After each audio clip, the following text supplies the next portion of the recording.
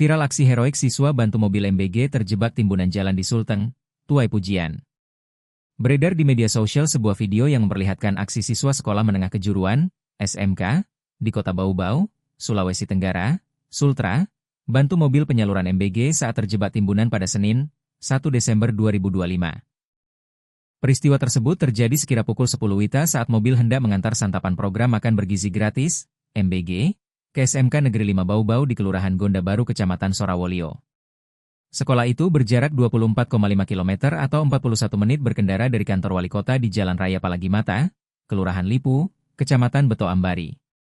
Berdasarkan video yang diterima tribunnews.sultra.com, terlihat 3 orang siswa berseragam putih abu-abu membantu dengan meratakan timbunan perbaikan jalan tersebut. Peristiwa terjadi di sepanjang jalan kecil yang belum teraspal dan masih tampak banyak gundukan timbunan jalan.